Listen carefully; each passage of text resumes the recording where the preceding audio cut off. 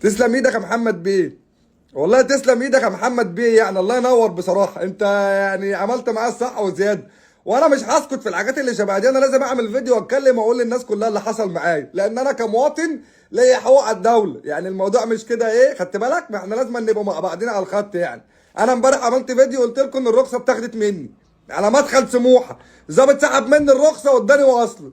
وانا طبعا هسكت، ما انتوا عارفيني. قلت له انت ظلمتني، انت ازاي تاخد مني الرخصه وتسحبها؟ او عشان معيش رخصه قياده، هو سحبها عشان انا معيش رخصه قياده، فسحب مني الرخصه واداني وصل. فانا ما تعرفش ايه اللي حصل معايا لما قلت له انت ظلمتني، ده كاتب لي يعني كلمتين كده على الوصل، رحت انا بلعه. مع عبيط بقى ولا ايه؟ ما تفهمش ايه اللي بيحصل، وكنت جعان مثلا ما اعرفش، كلت الوصل بلعته وشربت عليه ميه. مش مفروض بقى انا الم نفسي؟ رحت عامل فيديو منزله على السوشيال ميديا، وجالي تليفون بالليل، انت عبد الله السماك؟ قلت له اه. قال لي بكره الصبح تكون في المرور. قالت لي سندوتشاتك، هدومك، شنطتك، كل سنه وانت طيب. يعني موضوعك بقى ان انت كده خلاص بقى الخدمه في شرطه الشعب، وانت يعني هتروح بقى هناك ايه؟ ما انت بتصيع وانت مش ماشي من غير رخصه قياده، هم هيعملوا لك ايه يعني؟ ما هو لازم يسحبوا الرخصه. رحت المرور بقى النهارده الصبح، دخلت المرور بقى وعينك ما تشوف الا النور. يعني هو يعني الاستاذ احمد الافندي كلمني قال لي تخش لمحمد بيه عصام، ومع عينك ما تشوف محمد بيه عصام. ساعه زمن، هي ساعه كنت خدت رخصه المكنه وعملت رخصه قياده جديده. محمد بيه عصام والامين محمد بتوصيه يعني يعني مش عارف اقول لكم ايه. ممكن يعني سياده اللواء قائد المرور، يعني بسم الله ما شاء الله. انا والله ما اعرف ان الموضوع هيبقى كده. انا رايح عامل بيبيع على نفسي، كنت هلبس بامبز وانا رايح. انا رحت لقيت الموضوع سهل جدا، انا بس اللي كنت مكبر الموضوع. تعالى يا عبد الله ايه اللي حصل معاك؟ رحت احكي له الموضوع، قال لي ما تزعلش، وطبعا دفعت المخالفه. هتدفع المخالفه، انت مش ادفع. رحت دافع، دفعت المخالفه واداني الرخصه. واداني الرخصه والتانيه عملتها، بس هو يعني تقدر تقول كده سهل لي الاجراءات، اللي هو ايه يعني ما ازعلش عشان بيصالحني يعني. فوالله العظيم بجد كميه احترام انا ما شفتهاش قبل كده، والله العظيم ثلاثه. والله الف مليون شكر سياده اللواء قائد المرور، سياده اللواء محمد، ومحمد بيه عصام، والامين محمد، واحمد الافندي. كل الناس محترمه، كل الناس اللي في المرور، حتى المجندين اللي في الخدمه اللي هناك العساكر عارفيني. ما انا اتفضحت بقى، ده الفيديو بقى ترند. تعالى انا بيني وبينك يعني انا عامل حساب على كلبشات ايده فوق، يعني تحته، خدت بالك اللي هو يعني مع بعض الاثنين. لقيت بقى الموضوع فيه قهوه وفي شاي وحاجه ساقعه وبتاع وفي مضايفه ده انا كنت حبات عندهم النهارده والله العظيم. فالف شكر والله. انا خدت الرخصتين اهم، وبعد كده بص انا هجيب الخوذه بالمره، انا همشي عدل بعد كده عشان ما تسحبوش مني. سلام عليكم. اخواتنا بتوع المرور اكلوني الوصل النهارده، المخالفه اللي انا خدتها اكلوها لي، بلعتها. او مش هم اللي بلعوها لي، انا اللي بلعتها بكامل رغبتي وبكامل ارادتي. حطيت الوصل ورحت شارب عليه ميه. بصراحه باجي لكم دغري بلعته. يعني هو دلوقتي الوصل في الصرف الصحي ليه؟ لان الظابط قال لي هعمل لك استغفر الله العظيم، يعني حرفيا كده. بس يعني هفهمك انا الدنيا ماشيه ازاي. انا رايح سموحه، واللي انت ما تعرفوش عني ان انا بشتغل بالمكنه، وبشتغل سواق اوبر، وبشتغل صنايعي ازاز، وبشتغل اي حاجه، ومحدش بيصرف عليا حاجه، وماليش مرتب ثابت. يعني انا مش شغال في شركه ولا ليا تامينات ولا معاش ولا الكلام من ده. فانا يومي بيومه بنزل، ربك بيكرم بقى، هي زي ما تيجي. المهم يعني مع الموتوسيكل بتاعي، ورايح اجيب اوردر لناس من زهران مول من سموحه. معدي داخل مدخل سموحه، في كمين واقف في الوش وفي كمين واقف على المدخل. كمين ده فيه امين شرطه، والكمين بتاعي فيه رائد. الرائد زانق عربيه ميكروباص واقف على جنب معاه. فانا قلت اخلع زي العربيات، ما العربيات كلها عماله تجري، والتونات والميكروباصات كله بيجري. فقلت اخلع انا كمان. على حظي واحده ست داخله هتخبط فين؟ في القمع.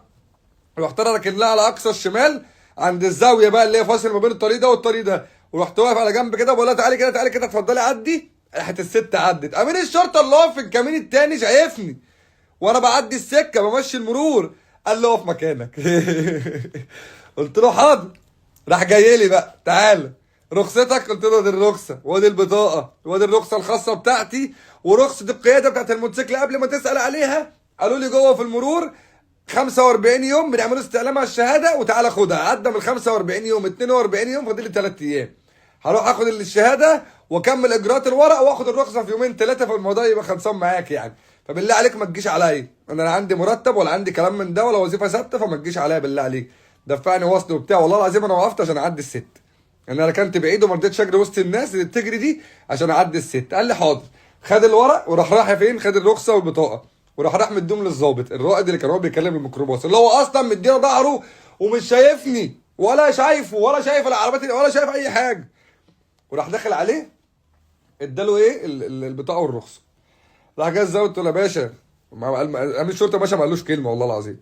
باشا بالله عليك دفعني وصله ولا اي حاجه، لان انا راجل على باب الله والمكنه دي بشتغل بيها وما فيهاش حاجه، دي مكنه هاوزي حتى مش مكنه حراميه من الرخيصه المعفنه، والمكنه نظيفه والنمر موجوده وال اسمه ده يعني، والبتاع الملصق موجود، كل حاجه موجوده، انا ماشي قانوني، والرخصه قدامها 3 ايام واخدها والله العظيم. قال لي حاضر. راح ضارب على المكنه، سحب الرخصه حطها في جيبه وراح مطلع لي وصل ب 550 جنيه. قلت له ايه ده حضرتك؟ قال لي سحبتها. قلت له سحبتها؟ قال لي اه سحبتها. مش عاجبك؟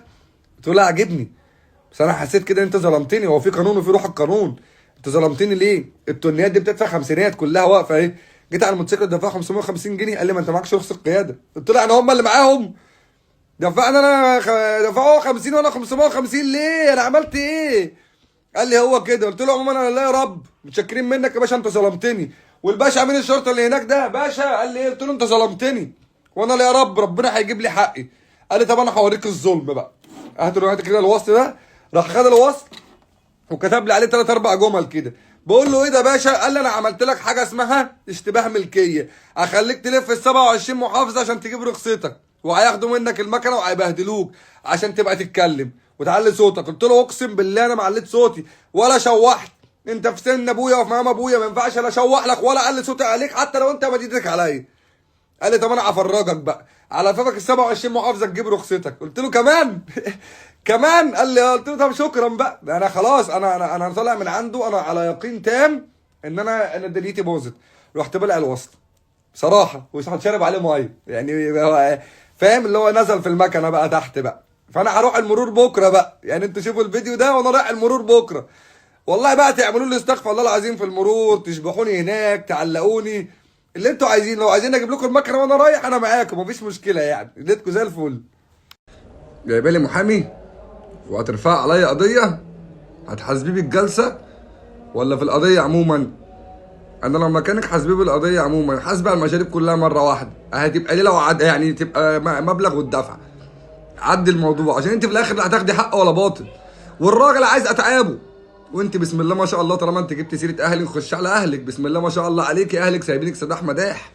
انا شفت كل حاجه، انا متابعك اصلا عشان اتفرج يعني انا متابعك عشان اتفرج، اصل احنا عندنا في العيله مفيش الكلام ده، عندنا حريمنا احنا بنصونهم، لا في واحده بتمشي هدومها كلها ماسكه عليها لدرجه ان احنا نشوف كل حاجه، ولا واحده بتقطع بنطلوناتها تورينا جسمها، ولا واحده تفضل حاطه لنا روج احمر وطالعه 24 ساعه السوشيال ميديا تفرجها للناس، ولا واحده بتحط خدود وبتاع ولا الكلام ده، ولا شعر ولا كل الكلام ده. احنا بنشوف كل حاجه بقى، يعني احنا بنشوف كل حاجه على النت. فلو انت بتتكلمي على اهلي انا يعني مديرة مدرسه وابويا تاجر كبير في اسكندريه، لو بتتكلمي على اهلي الدور بقى على اهلك. طب انا راجل، افرض انا اهلي ما ربونيش، انا راجل ما عيبهمش في اي حاجه، ما عرهمش في اي حاجه، انما انت تعري بلد يا لارين، ده انت لو اختي اضربك بالنار، قسما بالله يا لارين انت لو اختي ده انا امسح بيكي بلاط الارض، عشان انت اصلا عامله نفسك سلعه عرضها للناس، ومش هكتر اكتر من كده، كفايه عليك كده النهارده، وبرضه رديت في الستوري عامله مفتحه انت، ده المحكمه سداد بيت يا بنت، انا رايح جاي هناك اسكتي تنيل على عينك.